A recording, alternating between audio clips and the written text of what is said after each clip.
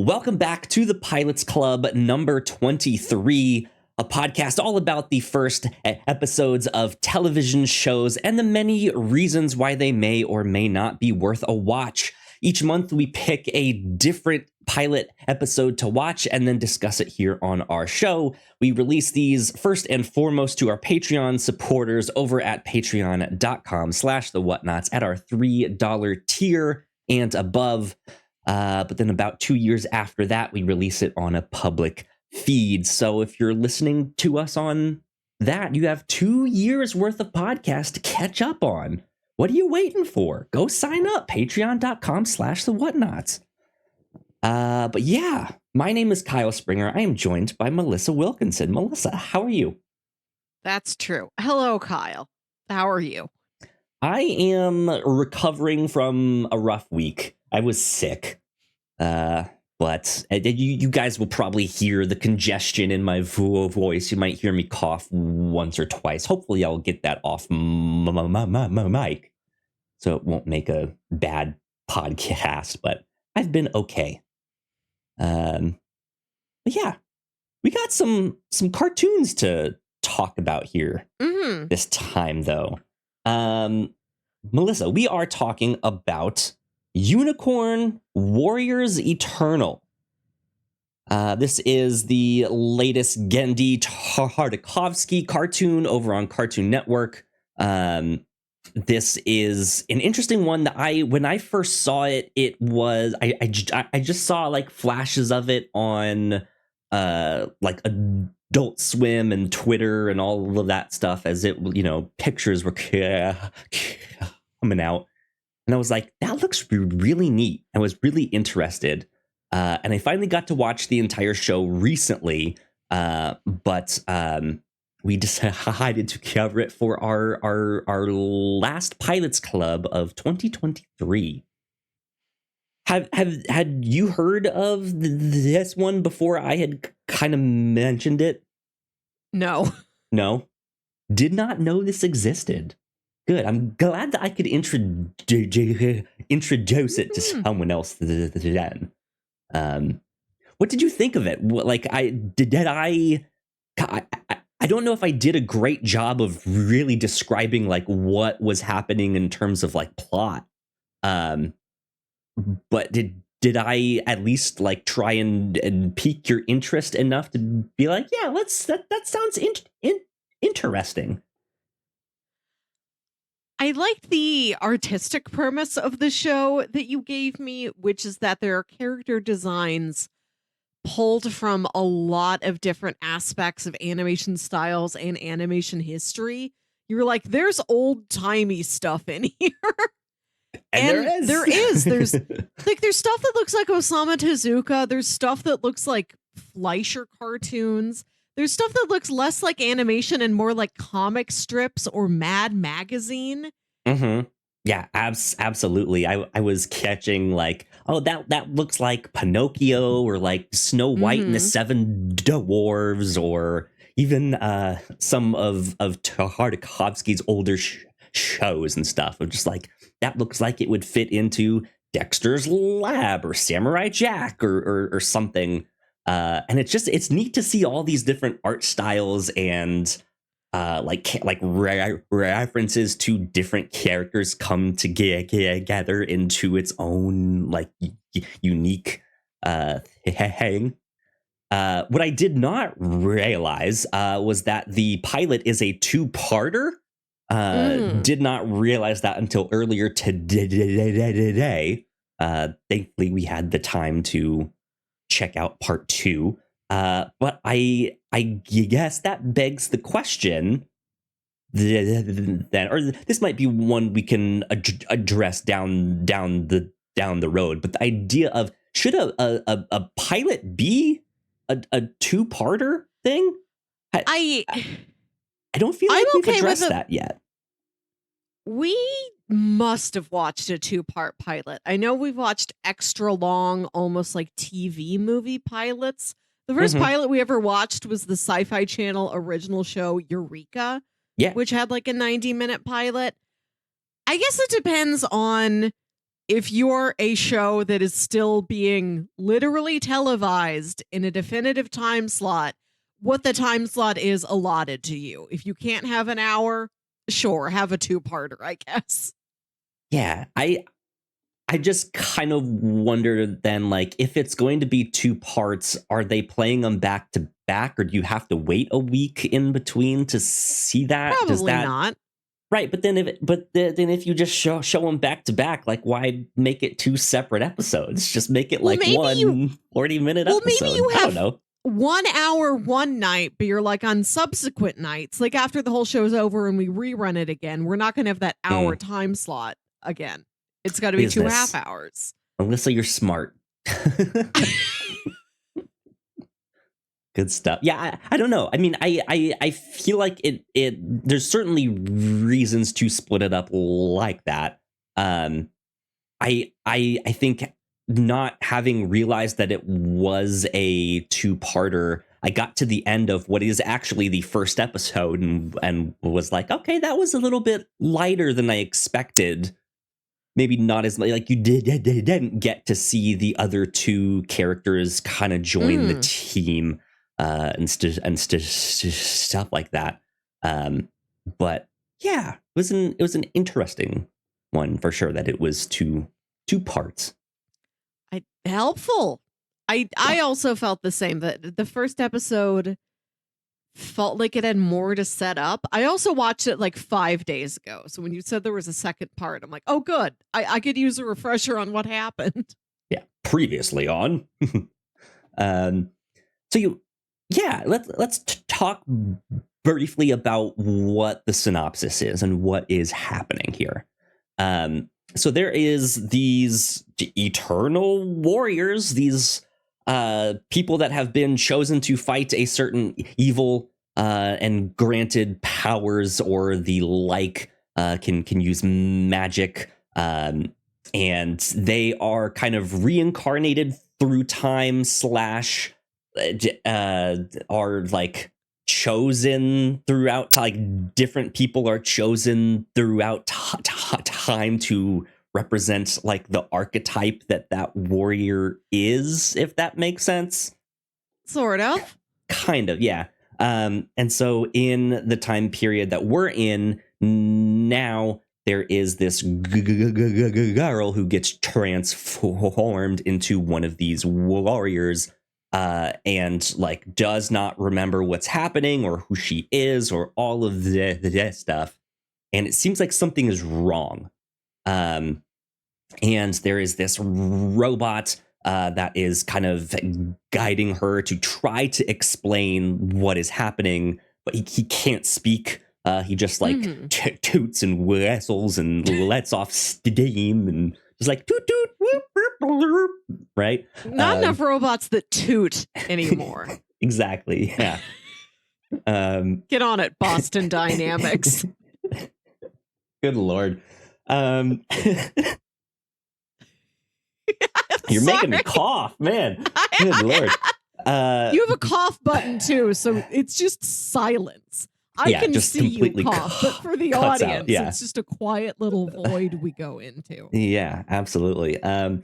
But she kind of sets off on this journey to then find the other members of who are these other warriors that you're trying to say are out there. And then in the second part, we get to meet those 2. There seems to be this little orphan boy who joins them. And then, what was his name? It was like Dimitri the magician. Dimitri Dynamo. Yeah, Dimitri Dynamo. And then he gets transformed into this like elf warrior character. And so, yeah, these 2 episodes combined basically are them kind of getting the band together, not really realizing what exactly, like, what's the evil we're fighting, all of that stuff yet. We're not introduced to that, but we learn that the robot's name is Copernicus. The main character, her original name is Emma. But the warrior that seems to be possessing her is maybe the right word. Her name is Melinda. What are the other characters' names? Let's see. We got Alfie, the little orphan boy. And we got... that was Dimitri Dynamo. As Edred is his name in the like elf form here. So these guys are the Warriors Eternal. And they are now off to go combat whatever that evil is. The pilot did not make that totally clear, but there was this other cat character who seemed to be kind of following them around and at the end had said, hey, these warriors have reincarnated, but something is wrong. This might be the last time that they reincarnate. So while we don't know the full extent of the evil that they are battling, we know that something is up here. But yeah. What did you think of the plot in general? Did the cartoon speak to any interest that you might have had? So we're in a timeline where these warriors, these 3 original warriors, plus there's like a wizard guy maybe and Copernicus, that are big Merlin. round robot boy. Like literally Merlin? Merlin, yeah. Merlin. Merlin. Literally Merlin. Yeah. So literally Merlin, like they have been defeated. Like they are all dying. And Merlin's like, I'm going to take your souls. I'm going to put your souls into the Mortal Kombat logo, but it's a unicorn instead of a dragon. Yeah. And the Mortal Kombat logo, it lives inside this robot. And the robot's going to go back in time and put your souls into new bodies. You won't be like reborn. We're going to put you into adults who already have lives. So we go back to Victorian England, ? Sure. Yeah. And the first episode is Emma, who gets taken over by Melinda, and she doesn't seem to have the same understanding that we see with Little Boy and Elfman. Yeah. Like when they have these spirits put inside them, we see, was it Alfie's little boy? I forget. Correct, the original name of the monk who is now in him. Yeah, let me see if I can look that up. I think it starts with an S. Let's see, where was it? Okay, there is Alfie Seng. S-E-N-G. Okay. Seng, yeah. So when Alfie gets, I don't even remember what happens. A beam, a cloud, but he gets the spirit inside him and he goes to a cosmic realm and Sing is there and he's like, we're one now, which is intense. He's like, we're one soul forever now. Hi, we just met. I'm Sing. You're like a 12-year-old orphan boy. Yeah. Now we're the same. And he takes it okay. When Dimitri Dynamo becomes Edred, he takes it okay. Both of them are like, oh, right. I'm me. It's like the old soul is back now. Whatever. The souls exist in harmony. They are one. Whereas Emma/Melinda has a lot more trouble with it. She's more confused. She's more upset. And I do like the hook that Emma was going to be married. This literally happens at the altar. That she gets this future warrior spirit put inside her. And Melinda and Edred had a thing. So when Edred sort of comes back to life, he kisses her and she's like, I don't know who you are. But when she looks at her own fiance, she's also like, I don't know. I know who you are, but I'm not Emma anymore. But she also feels like she's not really Melinda yet either.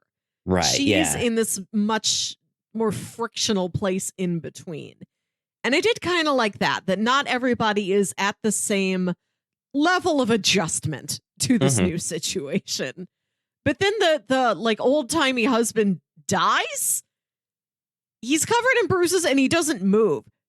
He could come back from that, but the fact that he doesn't move doesn't blink or anything indicates I that boy dead. will say that he does come back. Yes, but I think Okay. she believes that he is dead for a short time.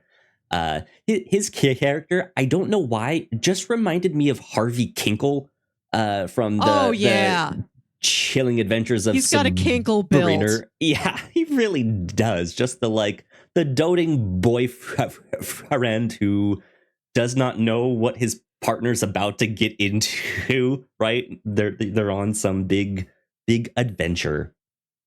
But yeah, he ends up becoming more involved in the story down the road. I will Okay. say that. But yeah, you've been describing it perfectly. So. Correct. Facts. And then there's the scary cat lady who we see. She's a cat. At the end of the second part, you see her in silhouette, and I'm like, I don't remember you if you were in the first episode. Sorry. So you see her in silhouette, and you're not sure who she is. I love that voice, though. I love that Minnie Mouse style voice on that villain. That's very fun. Yeah. They do some interesting things with like keeping her in shadow because she has the like giant umbrella as she's walking around. She's supposed to look like this Southern belle. Okay. But then also maybe she's more like a fox. Okay, she's like a fox lady. Yeah. I'm Googling things now. Gotta tell you, when I Google this, it is mostly deviant art. Just Googling the name of the show, already a big fan following. That's good. Interesting. Yeah. Yeah. I mean, like with all the like art styles mixed in there, if you're into animation, I think this will speak to you because it really does add it makes its own style by kind of being a collage in that sense of having all these different styles. But yeah, it's just neat to see Edred, his character, the outfit that he is wearing, that like red jacket with the three like not stripes but like pins. Is that it to like pin it down? I don't know. And his big like billboard poster behind him, the way his character looks exactly like the outfits in the old manga Cyborg 009. Yep, I clocked that. Yeah, there's so many references, even to stuff like Madeline. Copernicus saves a bunch of school children, and they all look like the little Madeline school children. It's so neat to look at all of this stuff, and it's also not just with like the design of the characters, but also what they're doing with like coloring and like lighting in different scenes and stuff. Like very obviously Emma and Mildred, is that her name? Why did I just forget her name? Melinda. Why did I say Melinda, not Mildred? Good Lord. She has this much more demonic look, as it's like this black, like wavy, almost fire look to both her hair and her powers and stuff. So it's you're starting to question it like is she some like darker magic power that could become a problem down the road. When Copernicus first gets like woken up, when he like gets sent back in time, he's also fighting robots that look of a similar ilk to him. He's this like big round. I love his design. It's incredible. He looks like a grenade. Like if you just think of you're like just a big round ball with like extending arms and legs. It's perfect. But the robots he's fighting could be considered more modern. But they look like him, sort of. It's the same art style that they're designed out of, and so that stuff is just neat to think about. That like, okay, there's magic happening here, there's time travel happening here, there's characters who are being reincarnated. It's a lot to think about. It's a lot to look at. Which is why I was just like, I think we need to talk about this. This is fun. This is neat. This is cool. So good stuff. Good stuff. Did you have like a favorite design or a favorite character in this bunch? It is a neat mix. I like that Emma has this square face and these pouty little lips like Betty Boop. Mm-hmm. I love all just the humans. Just like the little orphan boys. They're great. Yeah.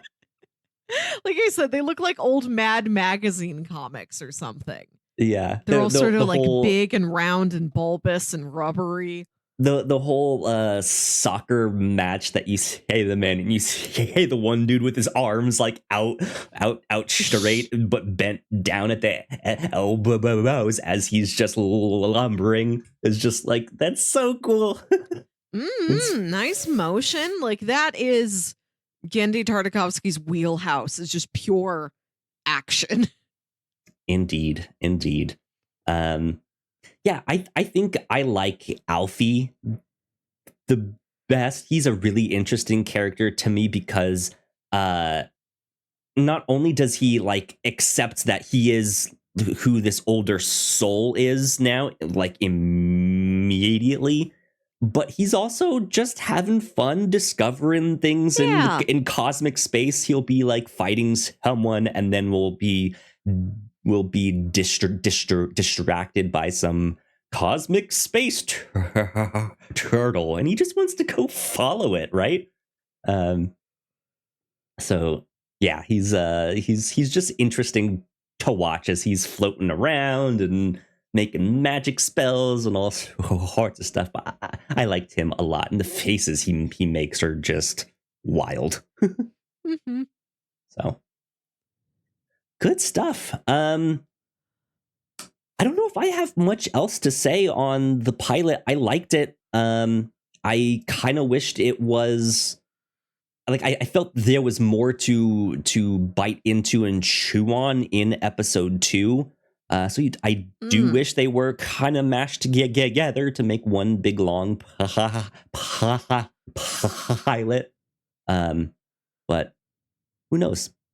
Maybe you're exactly right, and they broke it up into 2 so that if they only ever had a half-hour time slot, they could just be like, just do 1. Here you go. Right. I don't know if it's daunting for a new viewer. Like, if you've never heard of this thing, if like the thumbnail just pops up when you're scrolling through Max, you click on it, and the first episode is 54 minutes or whatever. Maybe you're less likely to click on it if the first episode is like 22 minutes. Maybe. I don't know that psychology. That too. Interesting thoughts. Cool. Well, I think those are our thoughts on Genndy Tartakovsky's Unicorn Warriors Eternal. Melissa, it is your turn to pitch a new show. I guess not pitch, but to decree what we are doing. Demand. Yeah. Since this was a show built on a lot of pastiche and homage, I thought I would go with a similar theme for the next show, but in a completely different genre. I want us to watch the pilot episode of the Hulu original show Reboot.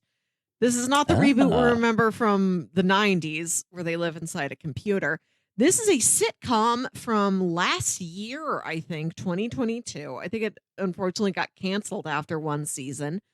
But the premise of Reboot is that it is the cast of a popular sitcom within that universe coming back for a reboot of that show now, like 15 years later.